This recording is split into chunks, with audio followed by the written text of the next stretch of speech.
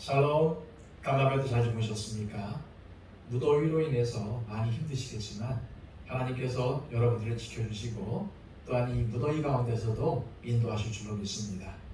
기도하겠습니다. 아버지 하나님, 오늘도 우리에게 자유를 주시고 평안을 주셔서 하나님 앞에 이렇게 무릎 꿇고 예배케 하심을 감사합니다.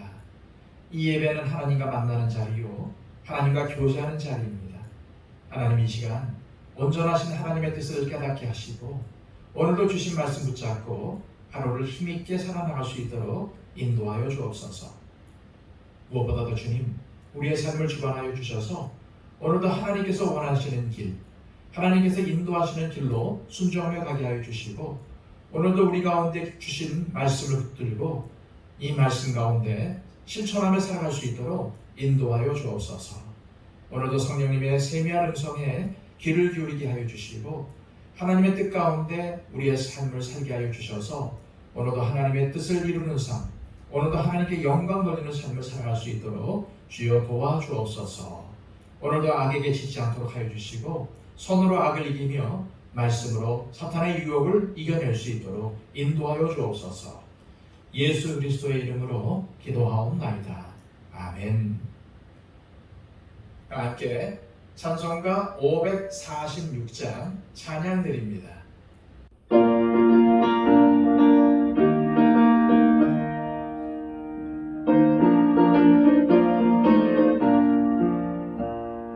주님 약속하신 말씀 위에서 영원토록 주를 찬송하리라. 소리 높여 주께 영광 돌리며 약속 믿고 굳게 서리라. 굳게 서리, 영원하신 말씀 위에 굳게 서리. 굳게 서리, 그 말씀 위에 굳게 서리라.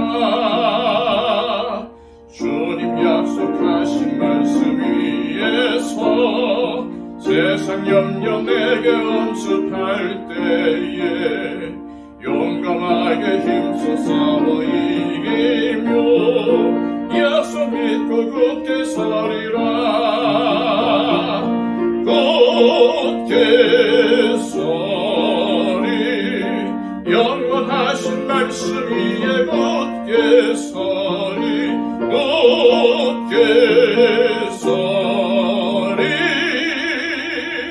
그 말씀 위에 굳게 서리라. 주님 약속하신 말씀 위에서 영원하신 주의 사랑 힘입고 성령으로 힘써 싸워 이기며 약속 믿고 굳게 서리라. 굳게 서리, 영원하신 말씀 위에 굳게 서리. 굳게 서리, 그 말씀 위에 굳게 서리라. 주님 약속하신 말씀 위에서 성령 인도하는 대로 행하며 주님 품에 항상 안식 얻으며 약속 믿고 굳게 서리라. 굳게 서리, 영원하신 말씀 위에 굳게 서리. 굳게 서리, 그 말씀 위에 굳게 서리라. 이 시간 우리에게 주시는 하나님의 말씀은 신약성경 갈라디아서 3장 15절에서 22절까지의 말씀입니다. 신약성경 305쪽입니다. 형제들아, 내가 사람의 예대로 말하노니 사람의 언약이라도 정한 후에는 아무도 패하거나 더하거나 하지 못하느니라. 이 약속들은 아브라함과 그 자손에게 말씀하신 것인데 여럿을 가리켜 그 자손들이라 하지 아니하시고 오직 한 사람을 가리켜 네 자손이라 하셨으니 곧 그리스도라.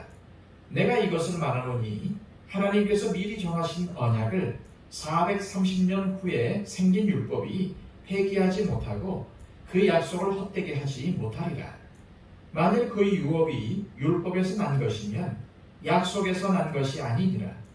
그러나 하나님이 약속으로 말미암아 아브라함에게 주신 것이라. 그런 율법은 무엇이냐? 범법함으로 더하여진 것이라. 천사들을 통하여 한 중보자의 손으로 베푸신 것인데 약속하신 자손이 오시기까지 있을 것이라. 그 중보자는 한편만 위한 자가 아니나 하나님은 한 분이시니라. 그러면 율법이 하나님의 약속들과 반대되는 것이냐? 결코 그럴 수 없느니라. 만일 능히 살게 하는 율법을 주셨더라면 의가 반드시 율법으로 말미암았으리라. 그러나 성경이 모든 것을 죄 아래에 가두었으니 이는 예수 그리스도를 믿음으로 말미암는 약속을 믿는 자들에게 주려 함이라. 아멘.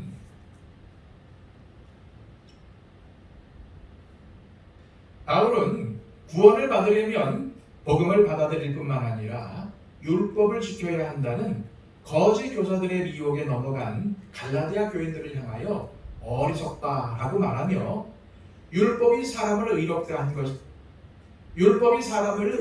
것이 아니라 믿음이 의롭게 함을 가르치기 위하여 아브라함을 예로 들었습니다.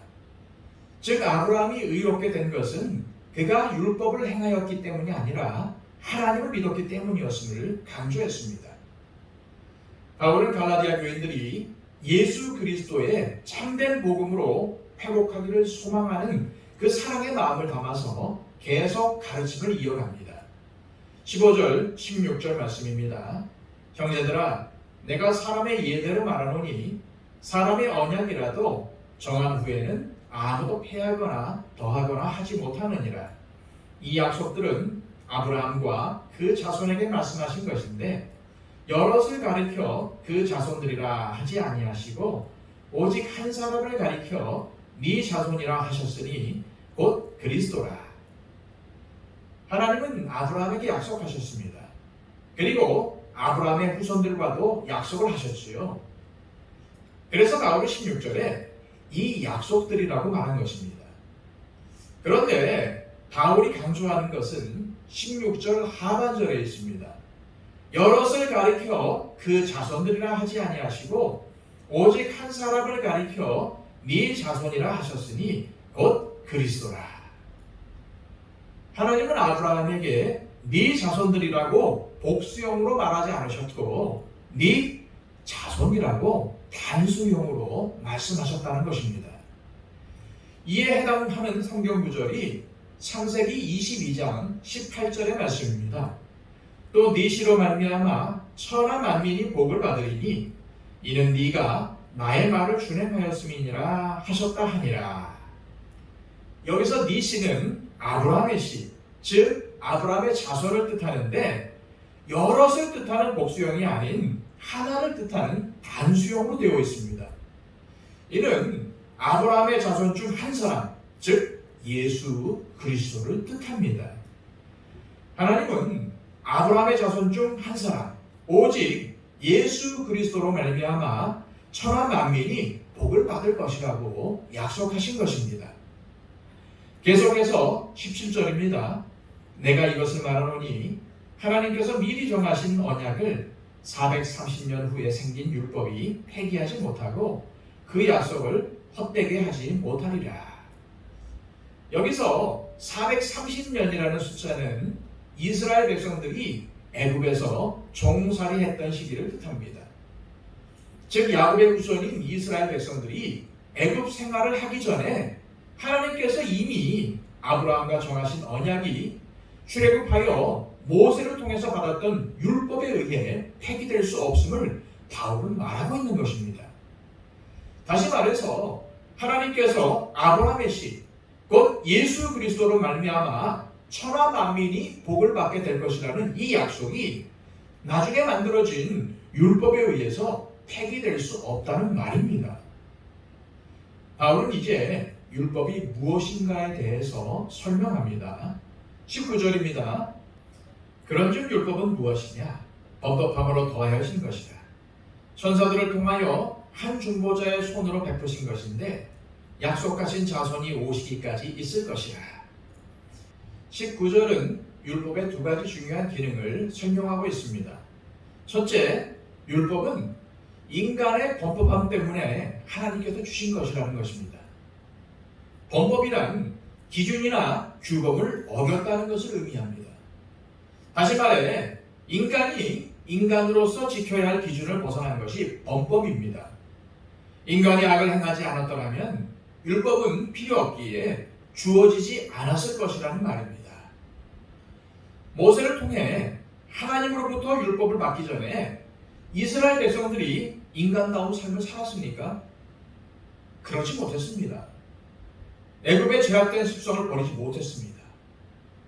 이처럼 율법은 인간의 범법함 때문에 만들어진 것입니다. 그리고 동시에 율법은 인간이 자신의 범죄를 깨닫게 하려고 주어졌습니다. 율법이 있기 전 인간은 인간으로서 지켜야 할 기준을 벗어나도 그것을 깨닫지 못했습니다. 자신이 행한 짓이 죄가 되는 줄도 모르는 사람들이 많았다는 말입니다. 이런 사람들에게 율법이 없다면 세상은 어떻게 돌아가겠습니까? 율법의 중요한 두 번째 기능은 약속하신 자손이 오기까지만 유효하다는 것입니다. 여기서 약속하신 자손이란 예수 그리스도입니다.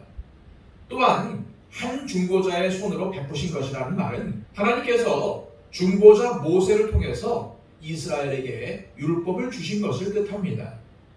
그런데 그 중보자 모세의 역할이 무엇인지 20절 말씀이 알려주고 있습니다. 그 중보자는 한 편만 위한 자가 아니라 하나님은 한 분이시니라. 중보자 모세는 백성의 편만 들 수도 없었고 또한 하나님의 편에만 설 수도 없었습니다. 왜냐하면 중보자의 역할이 가운데서 양자를 연결하는 것이기 때문입니다. 그렇기에 중보자는 한쪽으로만 치우칠 수 없습니다. 우리는 모세가 하나님의 편에만 서야 한다고 생각하겠지만 이스라엘 백성들이 범죄하여 벌을 받을 상황에서 모세는 이스라엘 백성들을 외면할 수 없었습니다. 그들을 변호했으며 그들의 죄사함을 위해 이스라엘 백성의 편에서 하나님께 호소했습니다. 그런데 20절에 하나님은 한 분이시니라 하는 말은 성부와 성자가 하나라는 뜻입니다. 즉 예수 그리스도는 성부 하나님과 하나이시기에 모세와 같은 중보자가 아닙니다. 그렇기에 예수님께서 전하신 복음은 곧 하나님께서 전하신 복음과 같습니다. 그러므로 복음은 하나님께서 우리에게 직접 주셨기에 중보자 모세를 통해 주신 율법보다 우위에 있다는 것입니다. 그렇다면 과연 율법은 쓸데없는 것이 아닌가라는 의문을 가질 수 있습니다. 바울은 우리의 이러한 의문에 대해서 이렇게 답하고 있습니다. 21절입니다. 그러면 율법이 하나님의 약속들과 반대되는 것이냐? 결코 그럴 수 없느니라. 만일 능히 살게 하는 율법을 주셨더라면 의가 반드시 율법으로 말미암았으리라. 바울은 율법이 전혀 쓸데없는 것이 아니며 하나님의 약속과도 반대되지 않는다고 합니다. 그러나 율법이 우리를 능히 살게 해주지는 못한다고 분명히 밝히고 있습니다. 다시 말해 율법이 우리를 구원하지도 못하고 의롭게 하지도 못한다는 것입니다. 단지 율법은 인간의 죄성과 영적 무능력함을 깨닫게 할 뿐입니다. 이것이 바로 율법의 제한적인 역할입니다. 이처럼 율법이 제한적인 역할을 하기에 반드시 온전한 것이 있어야 합니다. 그 온전한 것이 올 것임을 하나님은 이미 아브라함을 통해서 약속하셨습니다. 그것이 바로 예수 그리스도를 믿는 믿음입니다. 22절입니다. 그러나 성경이 모든 것을 죄 아래 가두었으니 이는 예수 그리스도를 믿음으로 말미암는 약속을 믿는 자들에게 주려 함이라. 여기서 말하는 성경은 곧 율법을 가리킵니다. 그리고 율법이 모든 것을 죄 아래 가뒀다는 것은 율법이 모든 사람을 죄 가운데 속박시켰다는 뜻입니다. 우리가 율법을 전부 다 지킬 수 없으므로 율법 아래서는 결국 죄인일 수밖에 없습니다. 사람은 율법을 통해서 죄 가운데 갇혀있는 자신의 모습을 바라보고 깨닫게 됩니다. 그리고 오직 예수님만이 죄의 속박 가운데 있는 나 자신을 건져낼 수 있음을 깨닫게 됩니다. 이것이 바로 율법의 역할입니다. 그러므로 누구든지 죄의 속박에서 벗어나 의롭게 되려면 율법이 아니라 예수 그리스도를 믿는 믿음이 필요한 것입니다. 오직 예수 그리스도를 믿을 때 의롭게 되며 구원받게 됩니다. 이 시간 기도하실 때 아브라함을 통해 우리에게 약속을 주시고 예수님을 통해 그 약속을 이루신 하나님께 감사의 기도를 드리시길 바랍니다. 그리고 하나님 나라 가는 날까지 하나님께서 하신 약속을 붙잡고 어떠한 상황 속에서도 이 약속의 말씀을 기억함으로 영원한 생명을 향해 걸어가게 해달라고 기도하시기를 바랍니다. 그리고 우리의 중보가 필요한 모든 분들을 위해서 기도해 주시기 바랍니다. 한국교회와 더처치를 위해서 기도해 주시고요. 온 세상 가운데 복음을 전파하는 우리 선교사님들을 위해서 간구해 주시기를 바랍니다. 기도하겠습니다.